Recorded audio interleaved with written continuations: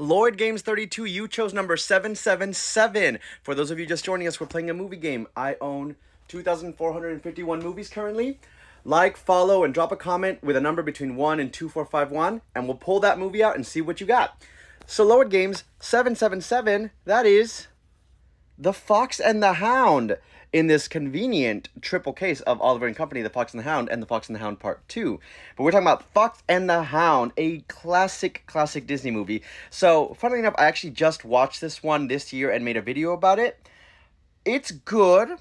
A lot of you, I feel like our generation, anyone who's seen The Fox and the Hound, has this collective memory that it is one of the saddest movies of all time, that it is just depressing about these two friends who, because of their circumstance, can't be friends, and is it an allegory for racism or just classism and different upbringing, whatever it is, nature versus nurture, however you read it, it's something keeping these two people who really care about each other and like each other, but just forces outside their control are keeping them apart. And we remember that, and that sticks with us. And we don't go back to rewatch this because no one wants to cry, right? What Disney movie do you want to put on? Well, not Fox and the Hound, because I'm not ready to cry. So going back to rewatch it now, after years of building that up, I will say it's good.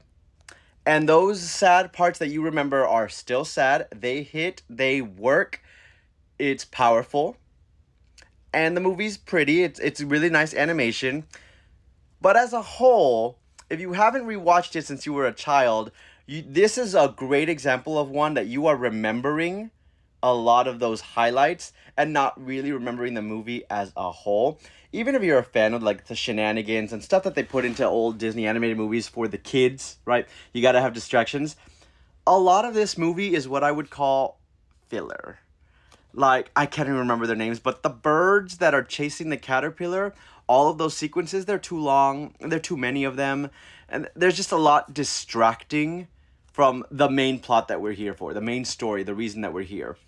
And also, if you didn't know, just fun fact, Fox and the Hound is based off of a novel that is really dark and much more depressing than the Disney movie is. Disney like to take a lot of depressing stuff like this and The Hunchback of Notre Dame and try to make it into kids' movies, but the book is crazy. The hound dies, the fox dies, the fox has kids, and those kids get killed by the hunter. Like, it's insane. But Fox and the Hound, if you haven't rewatched it in a while, definitely do. It's a good movie, but the parts are much better than the whole, is what I think. What do y'all think? Fox and the Hound, are you huge fans? Do you remember it fondly, or am I kind of right on the nose there? All right, drop a number between 1 and 2451 to see what you pull. That's Fox.